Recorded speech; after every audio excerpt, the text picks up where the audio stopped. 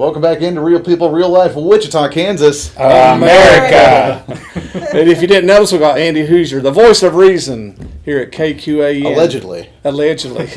He's in with us for the last segment. Andy stays, he's a busy guy here at the station, so it's always great to be with Andy. And they can always listen to me and you on Friday mornings from 7 to 8. 7 to 8 every and Friday. And Monday through Friday, they can listen to you from 6 to 9. Yeah. Yes, sir. So KQAM 1480, and I think, what's the FM dial? 102.5. 102.5. So, Ethan, well, you had a couple more questions for Ethan over here, and there's a couple other things we'll talk about. So, yeah, I want to perhaps self-serve a little bit, but I'll get cute for one. If I could own an EthanBates and use it on my business card. But now I have a friend in Florida that through Facebook, I just got watching her photo albums grow and started writing haiku to them. Mm-hmm. And I'd be glad to share some of that with you to show you the possibilities there. Okay. It's hard to sell photo books or poetry books, and I've never done anything with any of that, but I probably have 75 to 100 haiku poetry to. Oh, wow. So I'd like to talk with you sometime about.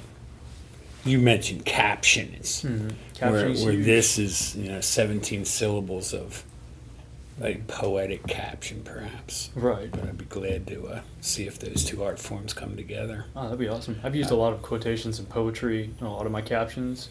My biggest thing is because of if you're applying it to a social media aspect, you got to realize it's got to be short and sweet. Right. It's got to fit within. Send them into the image, send them into the mood when they look at it, and that's what's got to count. I got a couple other friends in town, Donnie Duart and Shayla Duart. Donnie especially does a lot of captioning and quotes on his photographs. So it's a big thing right now.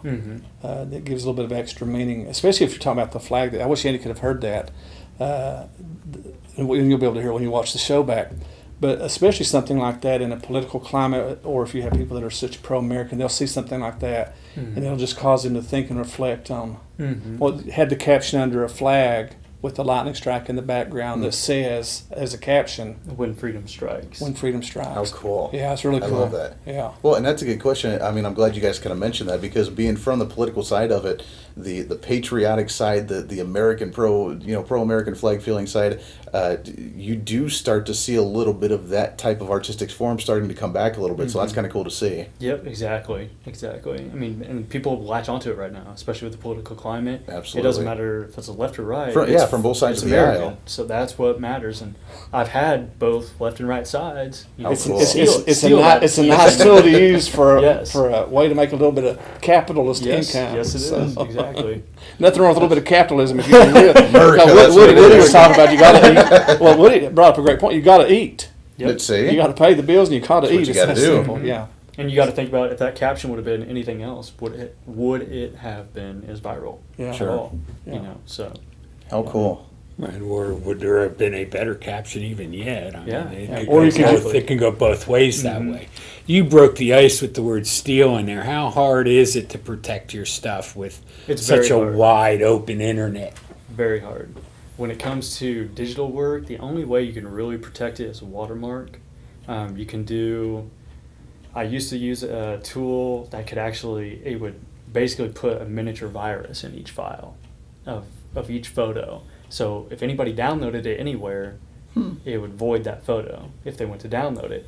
That was expensive. It was running my phone down, everything like that. So I just stopped using it, and I just put the trust in people to not abuse that. But it happens all the time. Yeah. A lot of people, like I said, don't even realize it.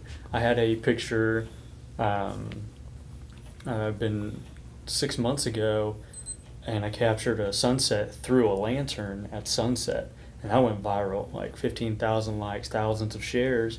And I had, grandmothers sending me pictures of my picture setting up above their fireplace. Like, this picture was awesome, it's great. It's such a warming picture. And I'm just thinking, man, I'm glad you enjoy it, but we'll understand this.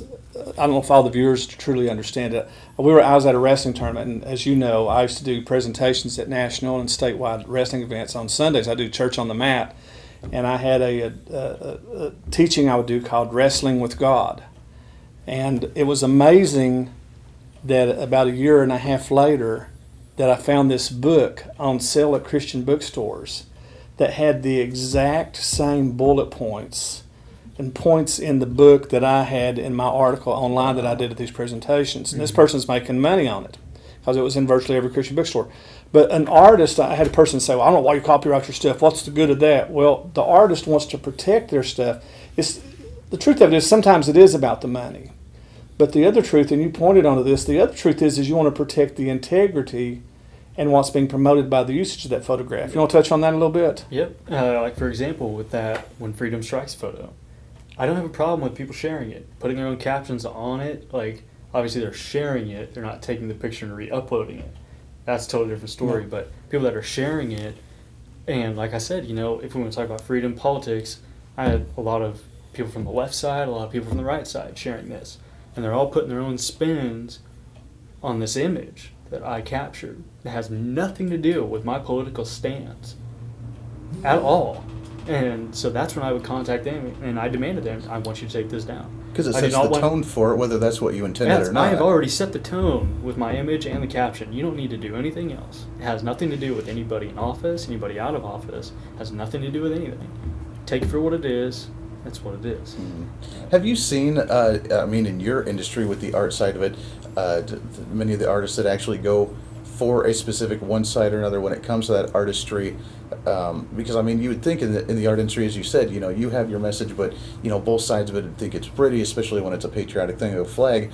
But, I mean, is there a lot of politics in that industry to try and advance one agenda or another politically? Not in my genre of the industry, because the industry is insanely huge. I mean, if you just think photography, it's huge. I mean, you're looking at journalism, sports, school pictures, athletics for schools. I mean, all kind. And there's people that, you know, strictly do black and white. I mean, it's insanely huge. So there is no real political climate, not at least in the massive circle of photography work that I'm involved in.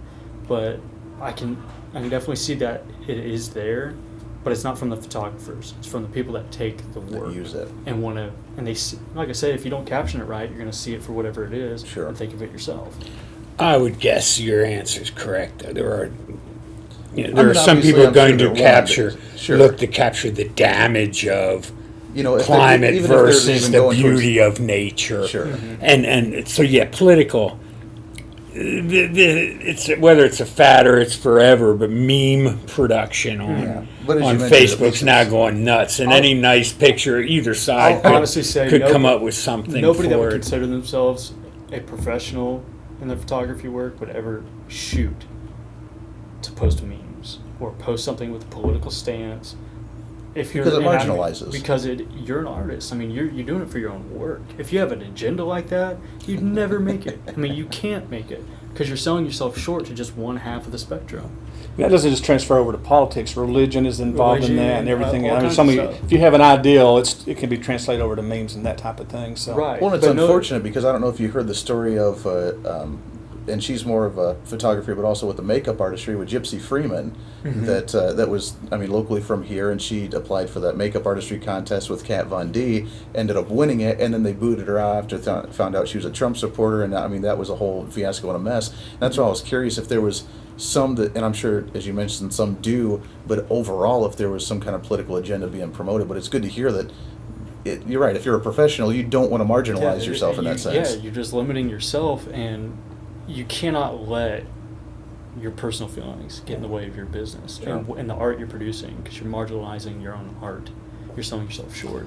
We got 5 or 6 minutes to go, and there was a specific topic I did want you to address, because I realize there's probably folks watching in that wants to learn how can I take better pictures.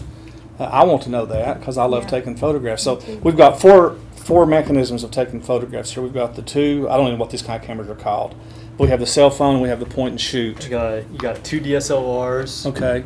You got one with the autofocus lens, one with the manual focus lens, vintage, and a point and shoot. So walk us through. We got about 5 minutes or so that left. Walk us through real quickly the most important things to remember to take a good photograph with each of these types of cameras. Okay, when you're going to work with a point and shoot, the most important thing is making sure your exposure setting is set to high. The worst part about the point and shoots is because of the the sensors inside of them, the sensors on all cameras work like the human eye. The longer your eyeball's open, the more light you're going to gain. The sensors on these are fairly small. That's why I said you can't get big print sizes out of them. So with that being said, you want to up your exposure on them, and usually there's a button on the right. You see a plus or minus sign, and you up your exposure so you can get the full, every detail of the image. Probably a good idea to read the directions. Directions help. Yep. And But what- even with that being said, Well- I mean, you can read all the Yeah, directions you want, but sometimes you you still will not get learn unless you confused. practice. Well, and then the beautiful thing about the digital camera is it doesn't cost. If you got a bad picture, you delete it. It doesn't cost you anything. It's no Mhm. big deal. I think how many pictures did you say you took? Like hundreds to get the lightning thing. That one, like, I mean, I got probably 8 amazing shots out of that, but I posted that one, and that was out of about 186 pictures. If I So remember right. that's the beautiful thing about the digital. Quentin Tarantino said regarding movies, you shoot the crap out of it, not using Mhm. that word, and you're bound to find something good. Yep, that's exactly So, how it is. but the point and shoot again, read the directions, the aperture settings, and so forth. What are some other tips that With you would the- recommend that's important to You realize? know, one thing, that's my camera, so Mhm. one thing I don't like about it is I guess I'm standing in the wrong place to take pictures because the sunlight, the light just. Yeah, you're working off of a screen. Yeah. That's the one thing. I guess a tip. I used to, like I told you, I used to work with a point and shoot, Mhm. $150 point and shoot, and I made myself a little visor to put around the screen. I know that was one thing I hated too, because I'd be up on a mountain, Yeah. the sun's blaring at my back, I'm trying to take a picture of a valley, and I Can't can't see even it. see it at all. You can make a visor. You can actually buy tinted screens that you can put across it, and it'll cut out sun glare. When it comes to the point and shoots, I mean, that's all it is, because it's practice. I mean, that's the only way you're going to get better with anything. You got to practice. If you have a DSLR camera, shoot in your green mode, your green setting, which most of these have. All DSLRs have. That's your automatic setting. But from there, you want to move to manual. Go to manual and teach yourself high shutter speed for something moving fast. You know, if it's a darker environment, up your f-stop. All Okay. different kinds of things. Real quick, we got 1 minute left. Mhm. On the Yep. phones, what would you recommend regarding phone photography? Phone photography, shoot. If you're gonna take pictures, shoot in a high, if it has a high setting, or shoot with slow-mo video. People are, especially if you have an iPhone, iPhones are amazing with shooting in slow-mo video because the resolution's phenomenal, and you can go out and pick a frame. So like with lightning, slow-mo video, and you can do it all day. Anybody can do it. Our guest has been Ethan A. Bates. You can find us. We mentioned the A because, as William made mention, there's a lot of Ethan Bates, but there's not very many Ethan A. Only Bates. one with an A. Out of Wichita, Kansas, Clearwater, Kansas area. Check him out. We're going to try to also make sure we got some photographs posted on the page or on the show as well that you can take a look at. So thanks for being here, Ethan. Appreciate it Thank you, Mike. very much, very much. Thank you. Mary Jane as well, and we're going to be back with you next week here on Real People, Real Life, Wichita, Kansas. America.